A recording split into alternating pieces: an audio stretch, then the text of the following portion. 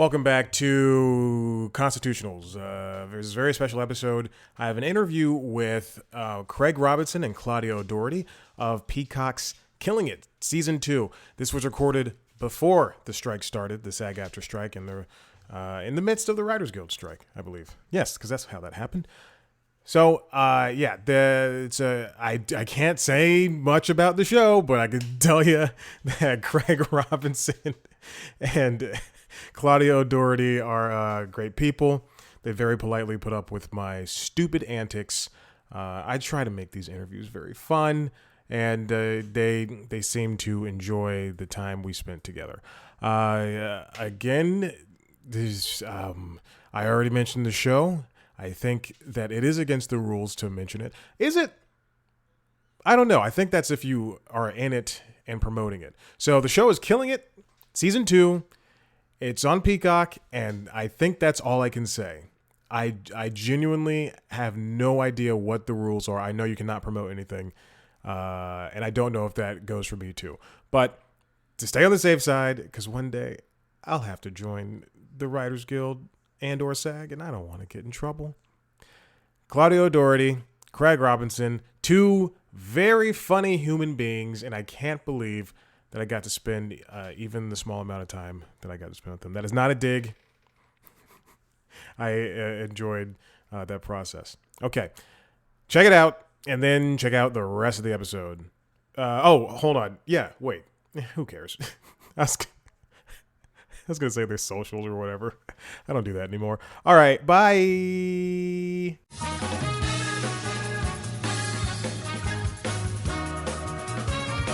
Hi, guys. Hi, Claudia. You in Miami?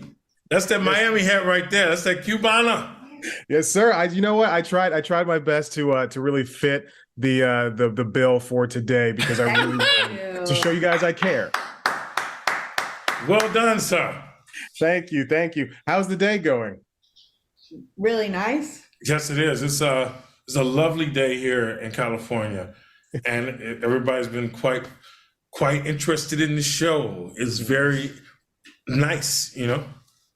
Yeah, you know what? I was just thinking about Killing It and how it's a wonderful, fantastic show. It's two outsiders who are, one's physically from outside the country, the other is a woman, and the other one is a black man. And they're just both trying to realize this dream of making it. And that's what really it boils down to. And that's why I think I really tagged along to the show. That's so nice to hear. Hi, Isaiah. How's it going? Yeah, Grail's in it too, yeah. We all right, brother. The way how would you explain? We're two outsiders. What's the question? That's what I'm thinking. Well, he one of the questions, he just made a statement about his observant. You're right about observant. that. We absolutely are. Our characters are two outsiders, and that's fun to watch, right?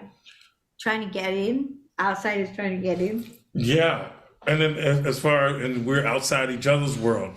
Our worlds like collide. What's the word used? Unwillingly or what? Oh, but we're brought together by circumstance in the first season, but by season 2 we're like friends. Yeah, it blends. It goes from to like a puppet. Yeah, and I think bringing everybody together, it works. I mean, it's two unlikely friends who think they can help each other in the long run. Is it possible that Killing It is a story beyond the American dream? Will these two characters ever be something more than unlucky friends? Who knows? Do you know? I don't. No.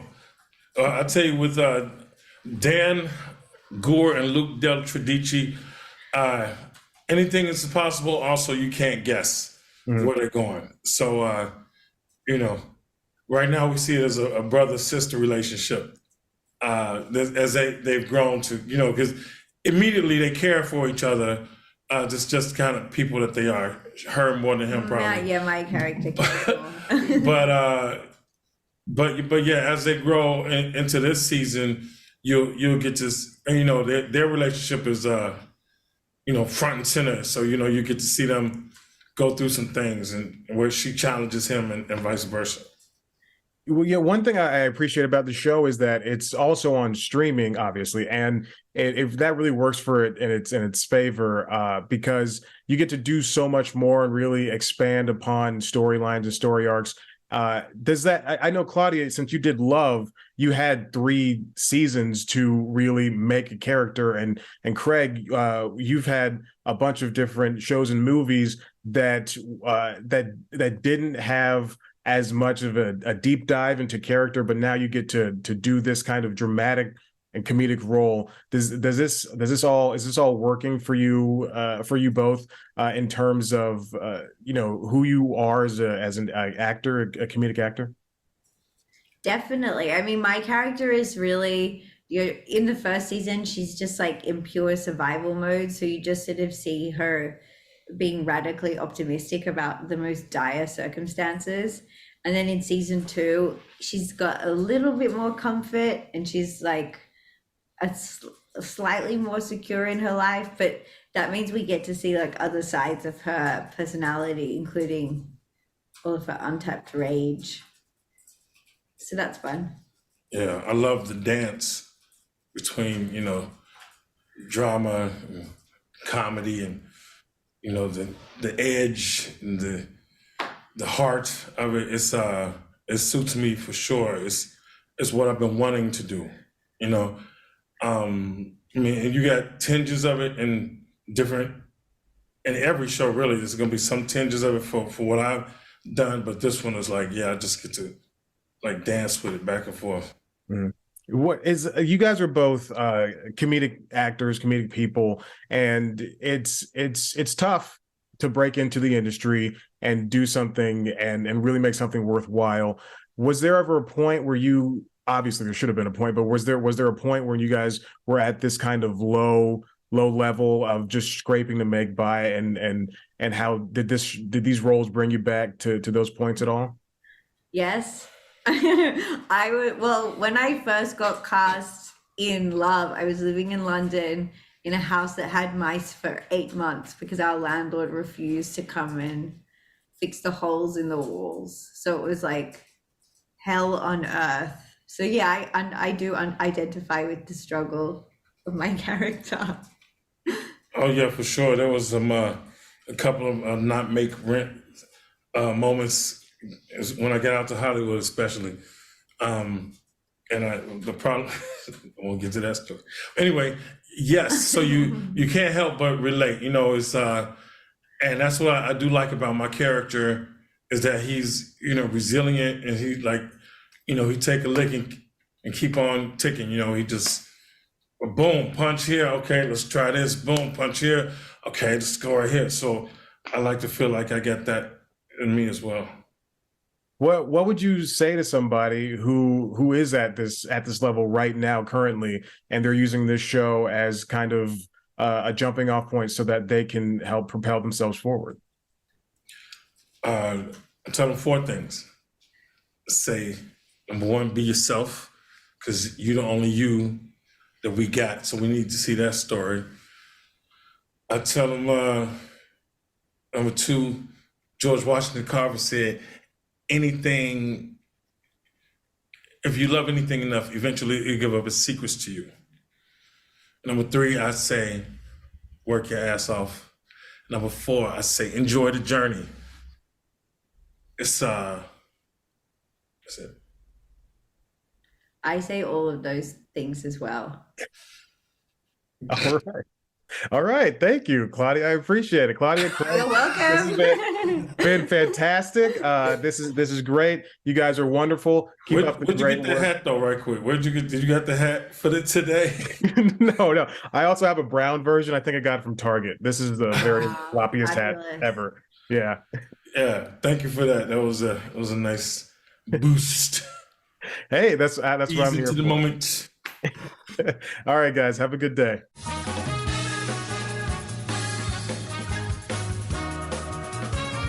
And welcome back to the Constitutionals Podcast. I'm your host, Chad White. If you didn't know, this is the premier podcast for the website, cpluscomedy.com. Like I just said, it's a website. Go there. It's been a long time, been a minute. Meant to do this last week. Could not because work is so tiring. What's been going on? What's been happening with me? Everybody's doing well. Nova's doing well. She's looking at me all the way on the other side of the apartment. Maverick's doing well. He's right here, the dog. Did I talk about that last time? I don't remember because it's been so long. What else has been going on? I have not been playing a lot of video games, unfortunately. Sometimes, some nights, it's true like 30 minutes before I have to go to bed. Turn on the Xbox, PlayStation, or the Switch. Or the Steam Deck now, too. And then I look through the list of games and I go, oh, there's no time to play anything. Everything takes so long.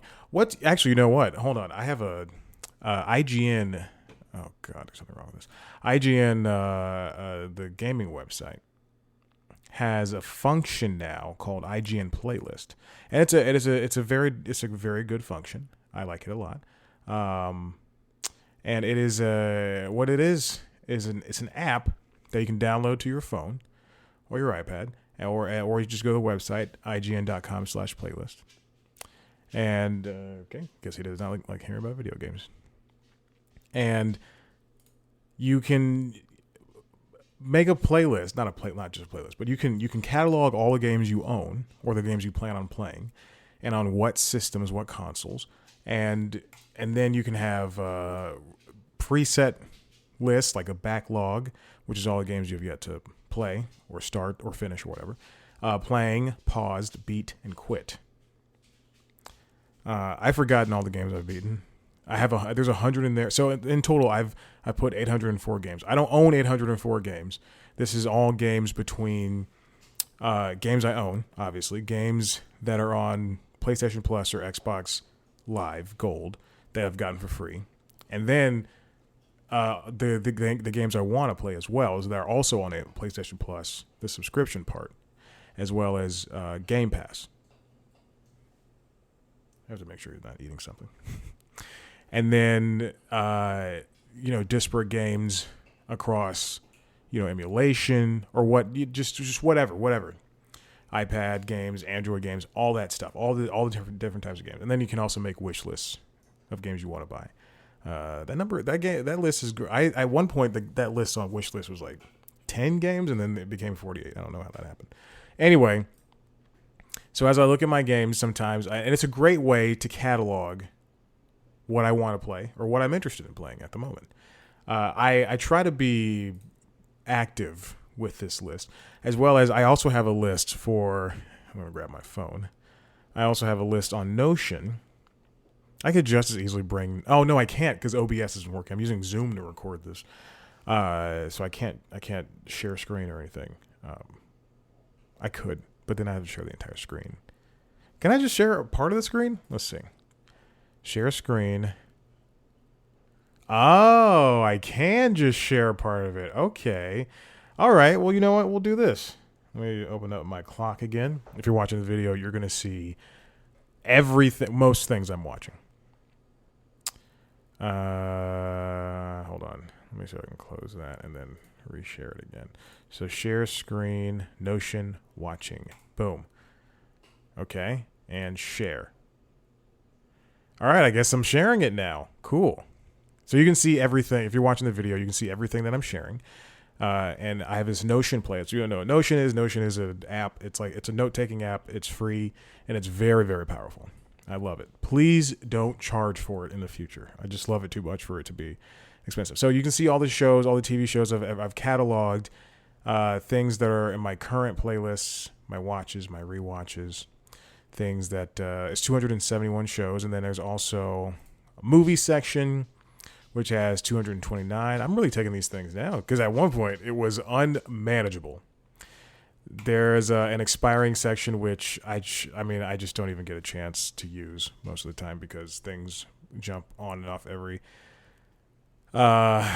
streaming platform. And then here's everything currently that I'm watching. Some of these shows I have paused because I just don't want to keep up. Like Behind Her Eyes, that's been on the current list for maybe 6 months because I was just tired at one point. I just couldn't keep up. MasterChef. I'm like 3 seasons behind. I'm watching the current season, but I also did not finish the last 2 seasons. Miracle Work is about to end. I just finished Killing It right after I got home from work. So anyway, and then today I trimmed down that list. It used to be like 35. I took some shows off that I knew I wasn't going to start or finish in the interim. And yeah, so that's just a different way of how I catalog things. So I catalog TV shows and I catalog TV shows and movies, and I catalog video games. The TV shows and movies are easier to get through. Let me tell you that much. I can pop on Transformers: Rise of the Beasts and be done in 2 hours, which I did. It was great. I enjoyed my time. I liked the Transformers movies, and you know what? Really, I don't necessarily like everything. When I I think we have to understand, especially when it comes to criticism, that a good critic is going to be able to say, this is, just boil it down to, this is what I like, this is what I don't like, this is what was okay, this is why it worked as a whole, this is why it didn't work as a whole. Instead of this bad, this good. And I think we need to understand, like, there's nuances, there's middle ground in this criticism for the people who get paid to do it and people who don't get paid to do it. Because saying something good is good or bad doesn't necessarily, you don't get everything that comes from that. So, that being said, a couple of years ago, I was driving to a wedding, and there was an episode of You Made It Weird, Pete Holmes' podcast, that he released with Andy Samberg. And I remember driving through the highways, the long stretch of highways, not backwoods Tennessee, but I was on the way to Memphis, I believe. And I just, like, listening, there are two podcast episodes that I distinctly remember of You Made It Weird with Pete Holmes, that I distinctly remember because of that drive. And then also the conversations. One was Allison Williams, and then separately I took Andy Samberg. And in the Andy Samberg episode, Andy said that he liked the Transformers movies, and I truly don't remember. I have the crux of what he said. The crux is that he didn't care what anybody else says, and that it's the explosions and they're just fun movies to enjoy. And I think we should take that away. Like, sometimes movies can just be fun. I harp on how much I dislike one of the Marvel movies. I was gonna say anime movies. I harp on, speaking of anime movies, I just rewatched the Digimon movie, and because it's coming to Crunchyroll, I think, and it's or anyway, they're being re-edited, and it's gonna get a completely new dub, and it's gonna be. If you've seen the Digimon movie, and I don't think you have, but if you've seen the Digimon movie, it was 3 movies that have been put together because I think Fox saw I saw this on IMDb or Wikipedia, one of those things.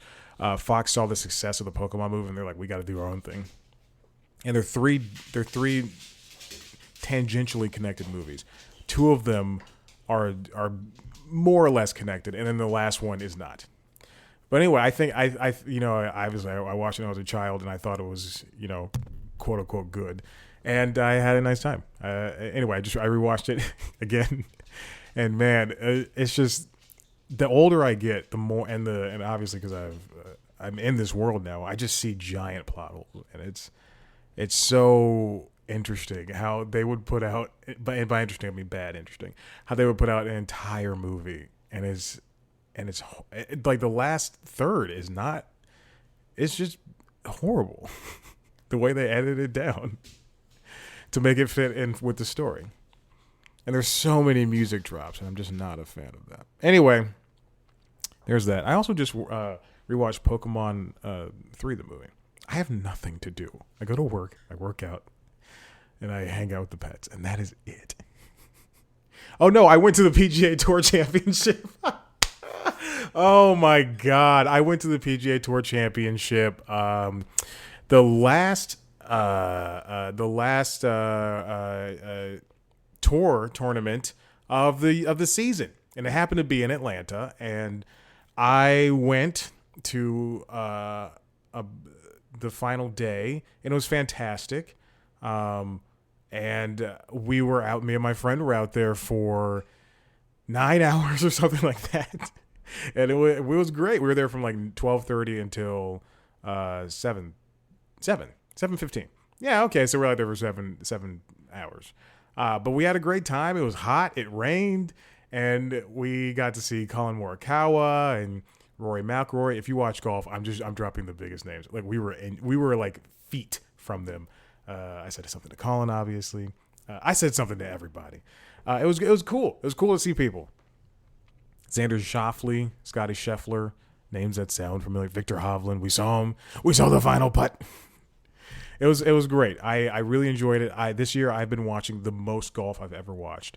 Whether I'm here at work, napping, I've just been watching all the golf. I watched all the tournaments I possibly could, and it was just a boon to go see this tournament. And I also saw a band called Yacht Rock Review, and they're a yacht rock cover band based in Atlanta, but they also tour, and they did 2 nights here, and got a good spot. I got a good parking spot at a venue that is not conducive to parking, and I was able to get there right when they started, and I had I got a public sandwich and a liquid death water, and I ate that. I chugged it down. I was still eating the sandwich when I was running to the venue, and also it was 100 degrees, so I was sweating my body off. And also I went to Beyonce. I don't know why I didn't do anything. Yeah, I also went to Beyonce, saw her when she was at Mercedes-Benz Stadium. It was fantastic, great show. Unfortunately, I was on the side, and she had elements on screen, and there was a drunk white lady dancing crazy next to me, and for the first part of the show, a bigger person was next to me, so I was stuck. And I couldn't move, and I was just kind of standing there. But I enjoyed the show. I had a nice time. I remembered my earplugs. I forgot my face mask, and I would have worn my face mask had I remembered it. I remember because I rode my bike there, which is good. I mean, I enjoy. I loved riding my bike there. Also, I snuck in my fanny pack, my crossbody bag / fanny pack, and I stuffed it in my pants, my shorts. And then it had my rechargeable battery, it had like my wallet, gum, all that, like just a bunch of crap. So I stuck it in my pants and I tightened up the drawstring on my shorts, and I waddled in. My shirt wasn't big enough to cover it. I was waddled in. Then the metal detector kept going off, and I was just like, oh my god. And the lady goes, do you have anything metal on you? And I pull out, and thank goodness I rode my bike there, because I pulled out my bike pump, my handheld bike pump. If you have a bike, always gonna have a spare bike pump that you can carry with you. And I go, oh, it's my bike pump. And she goes, why do you have this? I go, because I rode my bike. She goes, but why is it here? I go, because I can't leave it with my bike. It won't fit. I don't have a saddlebag for it. She's like, oh, but why did you bring it? Because I need just in case. And then she sends me through the metal detector again. It doesn't go off. And I go, all right, I get my bike pump, and then I walk through this door, and then I have to find somewhere to dig in my pants.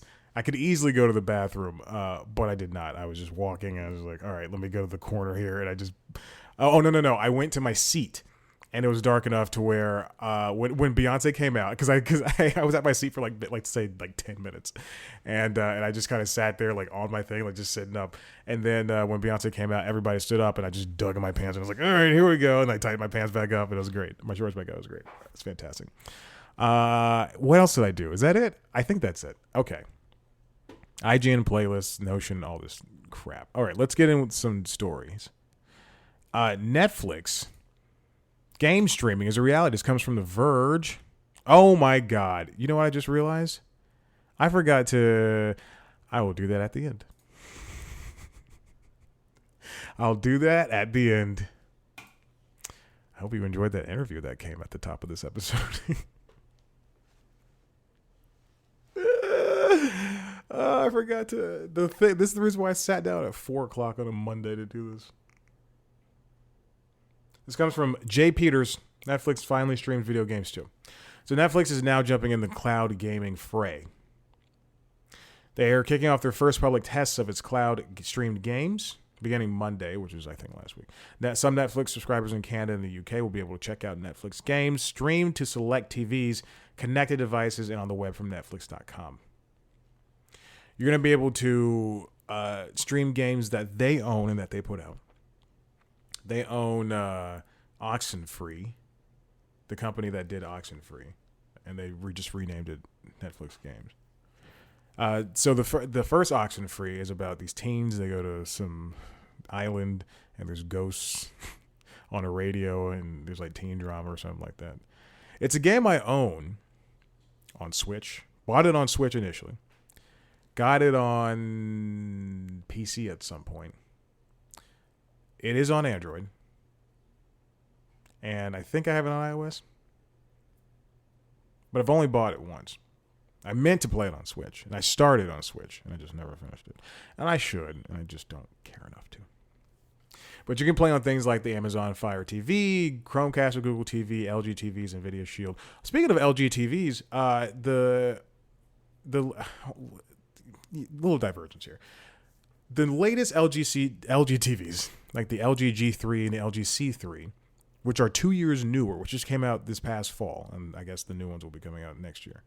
Or they came out this past couple of months, and the new ones will come next year, as things do. But and like newer Sony TVs and newer Samsung TVs, they all come with now. They've all partnered up with Nvidia's streaming, and then now some of them, I believe, Samsung TVs and LG TVs now can download Xbox Game Pass. So you have all these smart TVs that have now cloud gaming. Last week, I'm going through. I just got a new sound bar. It's not new. It was used. It's been $100, but this guy was selling it. I wanted to get it, and I just wanted to up my sound. I have an Insignia sound bar that I had with my original TV, and then you remember a couple years ago, my TV burned out and I had a bad day, and it was an episode of the podcast. I don't know which episode. Go listen to it. The same time Luca came out, so around that same time. So go listen to that episode. But anyway, I have this new sound bar, and I new sound bar, and I plugged it in, and then I'm going through all the settings, trying to calibrate it to. He's already ripped another toy. He's gone through so many toys to calibrate and everything, and to get the sound settings dialed in. And I go to the App Store for some reason on the LG TV, and I see the Nvidia GeForce Now is their streaming app, and it's available on my television. In fact, it was already on the home screen, and I went, "What? They put it on there?" But now I can game stream that if I wanted to. I'm not going to. Anyway. Netflix is testing this out. I don't know why they don't test in the United States. Maybe it's because they screw over the Canada people a lot of times when it comes to their catalog and it comes to their rights for watching things. But there's companies are obviously interested in these game streaming abilities. I mean, we've seen it. Amazon has Luna and Google tried Stadia, but where Google gave up, Amazon's still pushing on with Luna because they do have stake. They own Twitch, and they also have Amazon Prime Gaming, where they give away games on a monthly basis. So it is in the best interest of Netflix to get into the gaming sector while they have a very firm grasp on television and film. I don't know where this will take them, and maybe, I mean, before the end of the year, I think we'll see, the ability to game stream on your phone, just like you stream a TV show. You're sitting at lunch for work, I guess, and you watch a TV show. Then you're going to be able to play Oxenfree and Oxenfree 2 at some point on your phone. I think that's the future that they're aiming for. It feels like they're trying to be a super app for entertainment. Now, super apps, I've talked about this before, it's what Elon wants to do with X. And they're very popular in China, where it's the place where you do social stuff, you watch stuff, you work, you do everything on this one app. They're very popular in China, but they don't work in America for one reason or another, because so many apps have tried it. And that's why you see Facebook break off into messaging and Facebook video, Facebook Watch, and then Facebook proper. Or you see Amazon with Amazon Store, Amazon Prime. But I'm guessing Netflix sees that there is a correlation to keeping you on their app, as you're only there for one thing. Yeah, they have the short section where it's like a kind of TikTok swipe thing, but they also want to just make sure that you're entertained the entire time. Hey, speaking of Amazon, this comes from Reuters. No byline. Just says Reuters. Amazon in talks with Disney about ESPN streaming partnership, the information reports. Now, this is still preliminary hearings, and I don't know if this is completely true, but this is the source, because I was pointed here from Cord Cutter News, I believe.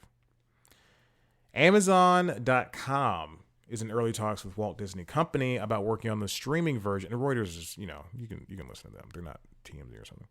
Streaming version of ESPN it is developing, while possibly also taking a minority stake in the sports network. The information reported on Thursday, citing people familiar with the matter. Now, Bob Iger, if you remember, is interested in spinning off ESPN because they have to make money. Disney is losing money, especially when it comes to streaming, and ESPN is, in fact, not doing the hottest. Although I do think it is the leader in sports streaming, or sports news in general, even though they just let go of a lot of people. What Iger wants to do and what the Disney company, not family, because I don't think Abigail Disney gives a second flying hoot about the Disney empire right now. But what Iger and the Disney crew want to do is they want to stream ESPN, the cable channels. Stop. Hey, come here. They want to stream ESPN, the cable channels, just like they do ESPN Plus. But ESPN Plus is $7. So how much do you charge? No. How much do you charge for a streaming cable channel? Well, Max is charging $20. Disney Plus has cable channels, has cable shows on their streaming platform, but you're not streaming cable channel. It looks like ESPN is considering between $20 and $35 per month for a new streaming service. Pushing ththese numbers up is just going to be bad. I think $20 is the breaking point, and the same thing even goes because I still like Netflix can charge $20 because it's the leader. Max feels like it is worth that much to them, and that's how they can charge that much. But once something goes above $20. People are going to look at it and go, I'm not interested in doing this, especially if they can't catch a deal. Because if you can pay for a year of Peacock or Max or Discovery Plus or whatever up front, you can pay $150, $165, and you're saving a couple of bucks every month. Then they see that as the better proposition as opposed to monthly. I don't think Disney Plus or Hulu has a yearly fee that will save you money, or ESPN Plus for that matter. But at some point, people will drop off. The same things will happen for Hulu with live TV. I think they went up to like $80 or something like that, and I think we'll see a drop off for that. Right now, I split YouTube TV with a friend, and that's still $32.50 per month for both of us. So it's like, I think it's like $73 a month. So yeah, I think it's like $32.50 per month, or $33.50, or $34.50, or $36.50. It might be $36.50. I just charged her yesterday. I don't remember. It's still too expensive, and now going outside of the Disney Corporation for that, leading them to a different thing that risks audiences not going back to Hulu, where I watch most of the golf and now tennis, and hockey sometimes, where like it's, that's going to take people away from your platform. Because it looks like ESPN Plus might be two different products, but I think they'll put them together if they're going to charge between $20 and $35. I mean, they better. Maverick, come here. So there's that. There's that for now. Okay, let's move on. This next one comes from, he barks at literally everything. And I've said this 100 times to people that live here. There are we live in a very gentrified area of Atlanta, and a lot of people here are in this particular complex. I can guarantee that they grew up, in a slightly diverse area. They can tolerate seeing people of color, but when it comes to mix up like a pit bull and a black guy, they're just. I'm not kidding. People have jumped from us, which is sad, but also very funny to me. And I'm saying that doesn't happen a lot, but there's still a lot of great people here, a lot of nice people, a lot of tolerant people, and people who understand that Maverick is a puppy and he's just going to be doing puppy things. And so there's like two types of people. There's people with golden retrievers and they're dating people that look like they could be their brother or sister. And they are so afraid of seeing me with Maverick.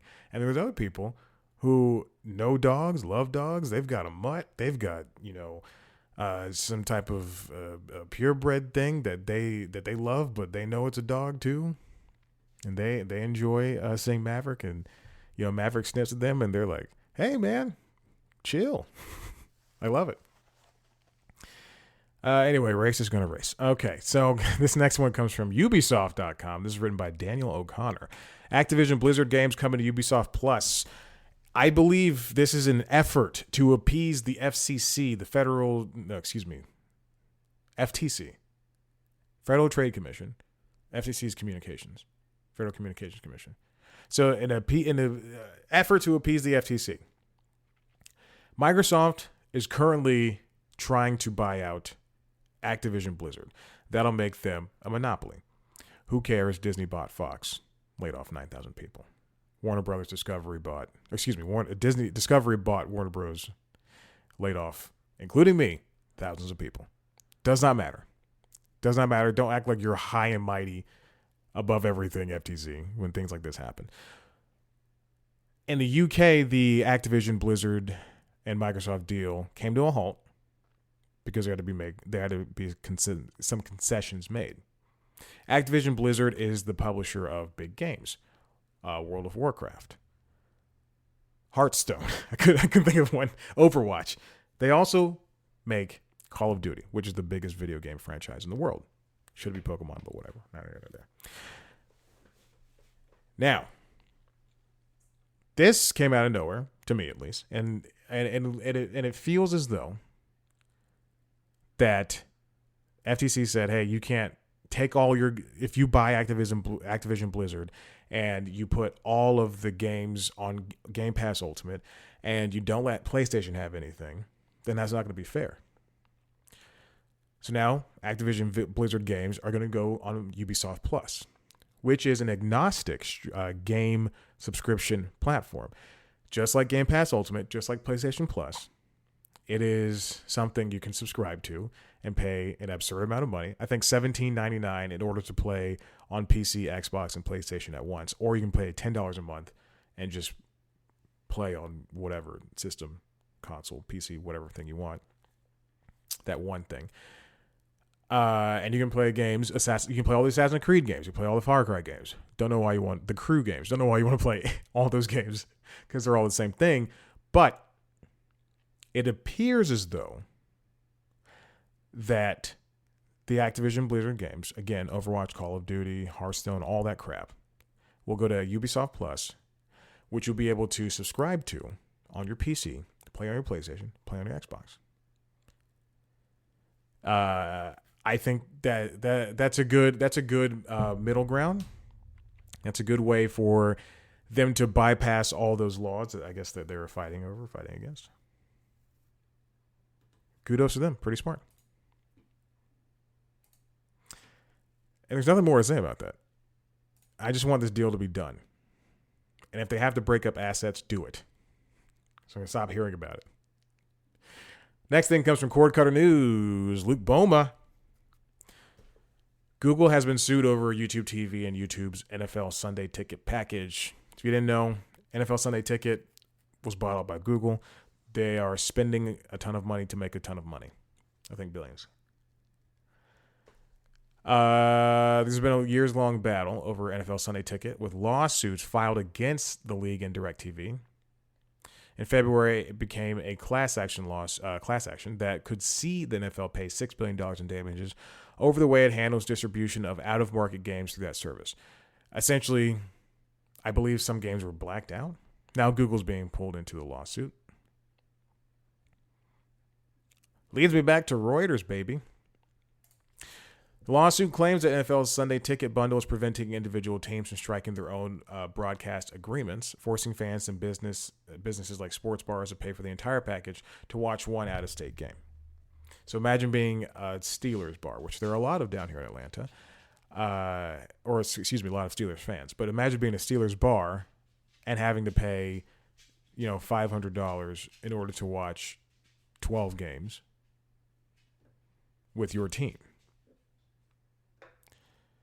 I mean, if I was a Steelers bar and I had 20 TVs on that's too many TVs, and I had 10 TVs on in my restaurant, my bar, then I would turn at least 3 of those TVs to different games, at least get the most of it. Yeah,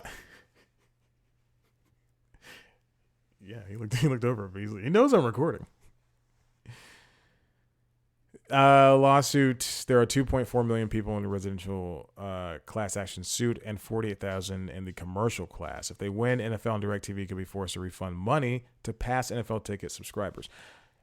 I believe for the NBA subscription, you can subscribe to individual teams. It might be for NBA or for MLB, but teams should be able to, if they want to.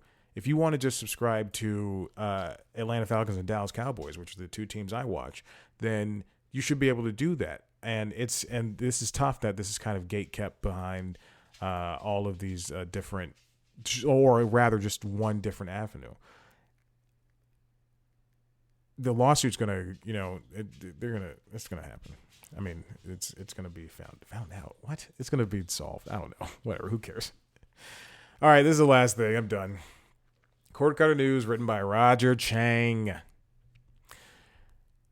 Cox launches free hyperlocal streaming network, Neighborhood TV. Cox Media Group, which is a local Cox Media, broadcast company. Now local news. So broadcast news covers the world, covers everything around you. Covers the world. Local news covers everything around you. Your affiliates, your WXIAs, your WSBs. Now Cox Media Group thinks that there is something in hyperlocal TV news. Specifically, you have your local newspaper, you have the Patch. What if that was a show? The network will publicly launch tomorrow. There's a trial. It's been in trial right now in Atlanta and Charlotte, according to Axios, which first reported the channel. The site is live and offers streams through the metro that target the metro Atlanta, north of Charlotte, and the southeast. I'm on the website right now, and yeah, it just looks like news. Don't know how much that they will be airing, but you can turn on the Metro Atlanta stream, for instance. And it looks like they're just covering Atlanta City Council. You can also look at videos on demand where they talk about local neighborhoods like Johns Creek and Pet of the Week stuff. More Johns Creek stuff. City of Milton creating green print. All right, look at that. Look at that. This is don't go on their desk. Hey, come here. So it looks like they have all their ducks in a row. Neighborhood TV. I don't know how long this would last. I don't know how much their effort they're really putting into this. But it's a functional website. That's all I can tell you. And they do have a schedule. They have things that are actually coming up. Live music, concerts, Huh. But I wonder truly how much programming can be done. They give you the weather and they give you the traffic home. I think it's a good idea. Let's see it. Let's see it explained further. I'm looking at their Instagram page and it is very tricky. Hey, listen, if you like what you heard here, head to the website cpluscom.com where we've got interviews. I started off this episode. I'll just do it like this. This is the easiest way to do it. I started off this episode with Craig Ferguson. Nope. Oh my god. This is why I have to do things ahead of time. It's Craig Robinson and Claudia O'Doherty. Craig Robinson, Claudia O'Doherty. Season 2 of Killing It. Out on Peacock. Where do you eat it? Open your mouth. Jesus. Eating friggin' cotton. Anyway. I don't know what the hell. He just ate a squeaker from a toy. Anyway, Killing It. Season 2, Peacock. We recorded these before the strike. They were about 2 weeks before the SAG strike. So there you go. I can't say check out the show or anything. I did say I just finished it. And that's it. I won't say anything else because I'm not going to be at the ire of Fran Drescher. And what else? Killing It. Interview. Or I did it. Oh, I shouldn't even say the show. Who cares? There's a show. I did an interview. Craig Robinson, Claudia O'Doherty. Google it. You'll see. Interviews up. Videos up. Go look at it. Go check it out. And if you like what you saw here. And who else? What else is going on? TikTok, Twitter. TikTok, X. Instagram, Facebook, at @C+Comedy, me, at Chat Black White. Thank you for listening. I appreciate you. This is the it. Bye.